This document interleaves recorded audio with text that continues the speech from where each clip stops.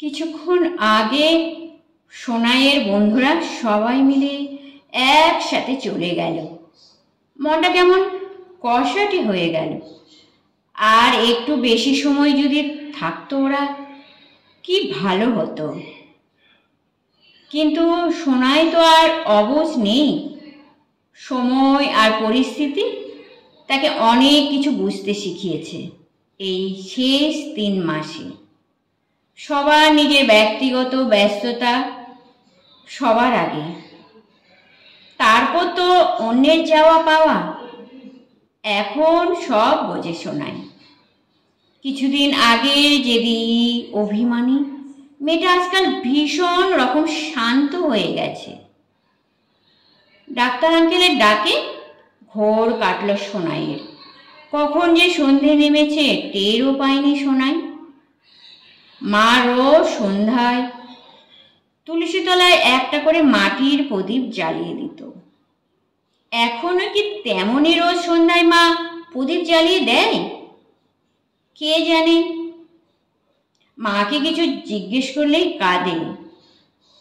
খালি ভোলায় সোনাইকে বলে, এই তো তোকে নিয়ে যাব বাড়ি। সোনাই আর কিছু বলে না। মাকে এমনিতেই বড় ক্লান্ত দেখায় আজকাল।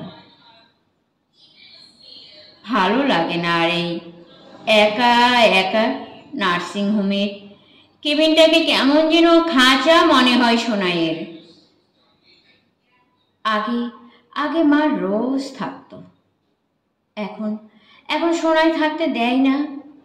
কি হবে কাউকে কষ্ট দিয়ে? বুঝতে শিখলে আর কিছুই চাইতে ইচ্ছে করে না। এমনিতেই কত টাকা খরচ হয়ে যাচ্ছে। কি জানি কেন যে বারবার ঠাকুরকে একটা বড় রোগ দিতে বলতো মনে মনে। আসলে সোনাই ভীষণ রকমভাবে বিশ্বাস করত ও কষ্ট পাচ্ছে দেখলে বাবুয়া ঠিক সব কাজ ফেলে ছুটে আসবে। কিন্তু সেই বিশ্বাসটা কত বড় ভুল ছিল তা বুঝে গেছে সোনাই। বাবুয়া আসেনি। বাবুয়ার কথা ভাবতে ভাবতে চোখটা জলে ভেসে যাচ্ছে সোনাইয়ের। গত 3 মাসে তার 3টে কেমো হয়ে গেছে। কাল সকালে 4th কেমো। কোনো মেসেজ করেনি সোনাই এই 3 মাসে। লাস্ট মেসেজ করেছিল MRI হওয়ার আগের দিন। একবার আসতে বলেছিল বাবুয়াকে। বাবুয়া কথা দিয়েছিল আসবো, চোখ খুলে তুমি আমাকেই দেখবে। সত্যি চোখ খুলে সেদিন বাবুয়াকে খুঁজেছিল সোনাই। আজ ইউজুয়াল বাবুয়া আসেনি সেদিনও। সমস্ত বিশ্বাস শেষ হয়ে গিয়েছিল সেদিন। বাড়ি ফিরে মেসেঞ্জারে অনেক মেসেজ পেয়েছিল বাবুয়ার। অনেক অনেক অভিমানে ব্লক করে দিয়েছিল বাবুয়াকে। বাবুয়া তাতে বুঝে নিয়েছিল এতদিনে চেনা সোনাইয়ের ভালোবাসাকে। বাবুয়া ডিস্টার্ব করেনি কখনো সোনাইকে। দিন কেটে যাচ্ছে এভাবেই। অভিমান কমে গেছে সোনাইয়ের। MRI রিপোর্ট পেয়ে ভেবেছিল জানাবে, কিন্তু কি জন্য? বেঁচে থাকতে হাজার অনুরোধ উপেক্ষা করে যে সে লাভ করে কি লাভ? নিজের দুর্বলতাকে শিখণ্ডী করে তাকে পাওয়ার শেষ চেষ্টা করা। বায়োপসি রিপোর্ট পাওয়ার পরে চিকিৎসা শুরু হয়ে গেছে। 3টে কেমো কমপ্লিট। বন্ধুরা অনেক বুঝিয়েছে সোনাইকে।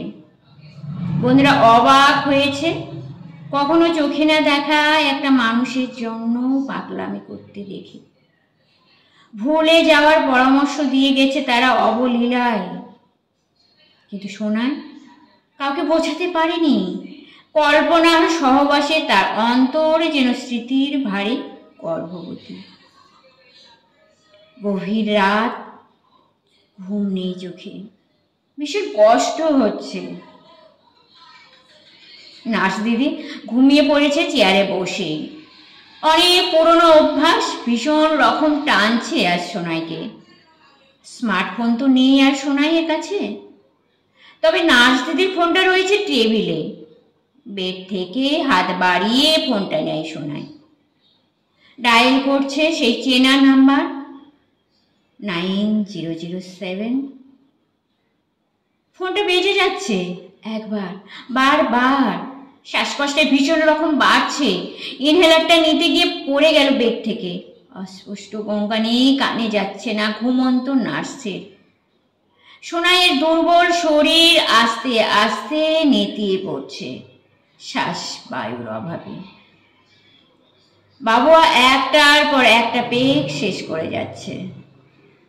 সোনাইয়ের বিশ্বাসঘাতকতা ভুলতে ফোনটা সাইলেন্ট মোডে করে রাখা ছিল একপাশে। সোনাই একটা ঘড়ি কিনেছিল প্রথম দেখার দিন বাবুয়াকে দেবে বলে। মনে মনে ভেবেছিল ভুলো বাবুয়াকে, ঘড়িটা সবসময় তার কথা মনে করিয়ে দেবে। বাবুয়ার সাথে দেখা হয়নি সোনাইয়ের। সোনাইয়ের পড়ার টেবিলে এখনো ঘড়িটা টিক টিক করে চলেছে নিজস্ব নিয়মে।